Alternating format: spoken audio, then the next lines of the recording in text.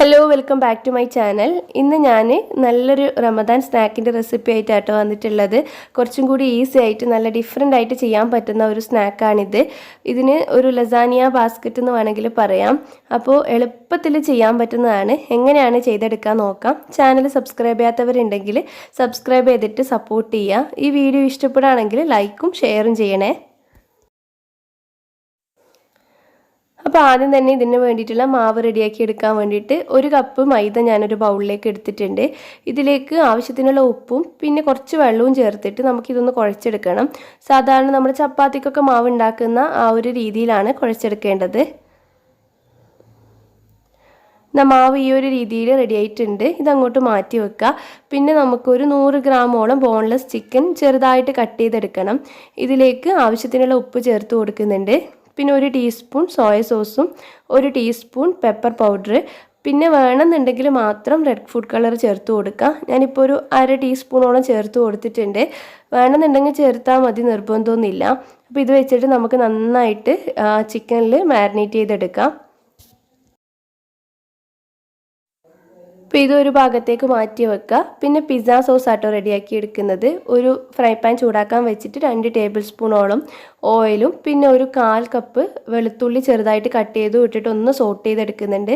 പിന്നെ 2 തക്കാളി മിക്സിയിലിട്ടിട്ട് ഒന്ന് അടിച്ചെടുത്തതും കൂടി ചേർത്ത് കൊടുക്കുന്നുണ്ട്.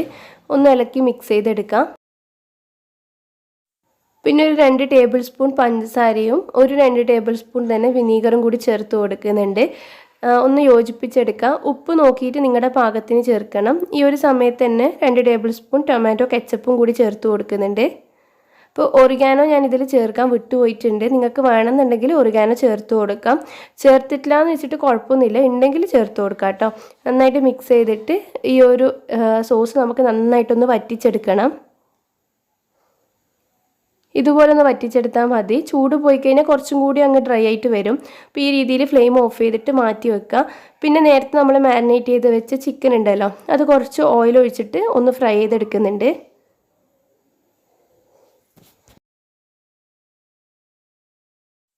ചിക്കൻ ഒന്ന് ഫ്രൈ ആയിട്ട് വരുമ്പോൾ കുറച്ച് മല്ലിയില കട്ട് ചെയ്തതും ഒരു ചെറിയ ക്യാപ്സിക്കം ചെറുതായിട്ട് ക്യൂബായിട്ട് കട്ട് ചെയ്തത്, അതുപോലെ തന്നെ ഉള്ളിയും ചെറുതായിട്ട് ക്യൂബായിട്ട് കട്ട് ചെയ്തെടുത്തതും കൂടി ചേർത്ത് കൊടുക്കുന്നുണ്ട്. എന്നിട്ടൊന്ന് മിക്സ് ചെയ്തിട്ട് നമുക്കിത് ജസ്റ്റ് ഒന്ന് വേവിച്ചെടുക്കണം. ഓവറായിട്ട് വെന്തോടെയൊന്നും വേണ്ട ക്യാപ്സിക്കും ഉള്ളിയൊന്നും.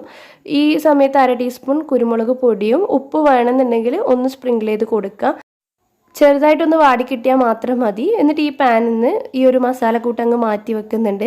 സെയിം പാനിൽ നമ്മളൊരു സോസ് റെഡിയാക്കി എടുക്കാൻ വേണ്ടിയിട്ട് 1 ടേബിൾ സ്പൂൺ ബട്ടർ ചേർത്ത് കൊടുത്തിട്ടുണ്ട്. ബട്ടർ ഒന്ന് മെൽട്ടായിട്ട് വരുമ്പോൾ ഇതിലേക്ക് ഒരു 2-3 അല്ലി വെളുത്തുള്ളി ചെറുതായിട്ട് കട്ട് ചെയ്ത് ചേർത്ത് കൊടുക്കുക. അതൊന്ന് നമ്മൾ സോട്ട് ചെയ്തെടുക്കുന്നുണ്ട്. വൈറ്റ് സോസ് ആട്ടോ റെഡിയാക്കി എടുക്കുന്നത്. അപ്പോൾ വെളുത്തുള്ളി റെഡിയായി വരുന്ന സമയത്ത് 1 ടേബിൾ സ്പൂൺ മൈദയും കൂടി ചേർത്ത് കൊടുക്കുന്നുണ്ട്. മൈദ ഈ ഒരു ബട്ടറിലിട്ടിട്ട് നന്നായിട്ടൊന്ന് കുക്ക് ചെയ്തെടുക്കുക. തീ നന്നായിട്ട് കുറച്ച് വെച്ചിട്ട് ചെയ്യാം കേട്ടോ, മൈദ കരിഞ്ഞു പോകരുത്. മൈദ റെഡിയായി കിട്ടുമ്പോൾ 1 കപ്പ് പാലും കൂടി ചേർത്ത് കൊടുക്കുന്നുണ്ട്.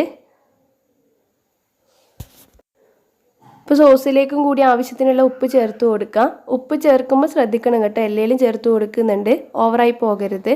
നന്നായിട്ടൊന്ന് മിക്സ് ചെയ്തെടുത്തിട്ട് നല്ലപോലെ ഒന്ന് തിളപ്പിച്ചെടുക്കുക.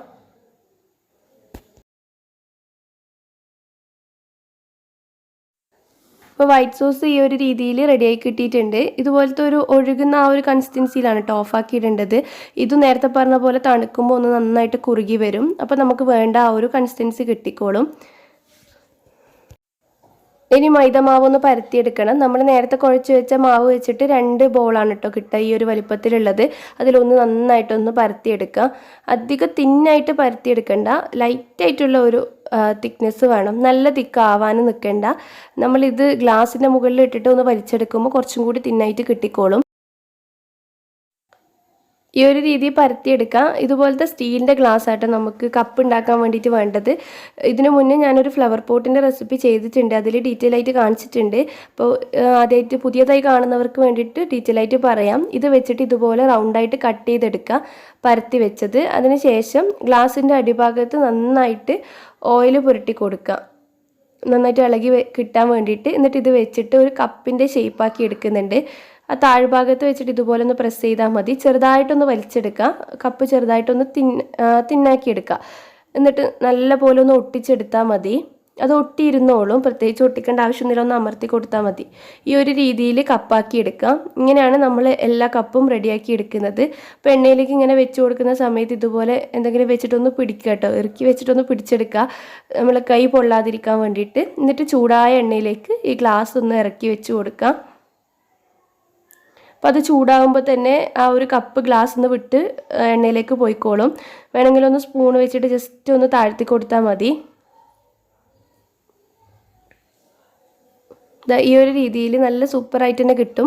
അപ്പോൾ തിരിച്ച് മറിച്ച് വിട്ടിട്ട് അതൊന്ന് കുക്ക് ചെയ്തെടുക്കാം. ഉൾഭാഗത്തേക്ക് എണ്ണയാക്കിയിട്ട് ഒന്ന് കുക്ക് ചെയ്തെടുക്കണം. ഓവറായിട്ട് അങ്ങ് ക്രിസ്പി ആക്കി എടുക്കണ്ട. ഈ ഒരു രീതിയിൽ ജസ്റ്റ് ഒന്ന് കളർ ചേഞ്ച് കിട്ടിയാൽ മതി. വെന്തോളൂ കേട്ടോ, വേവാത്ത പ്രശ്നമൊന്നുമില്ല. എന്നിട്ട് അത് എണ്ണയിൽ നിന്ന് മാറ്റാം. ഇതുപോലെ തന്നെ എല്ലാം ചെയ്തെടുക്കാം.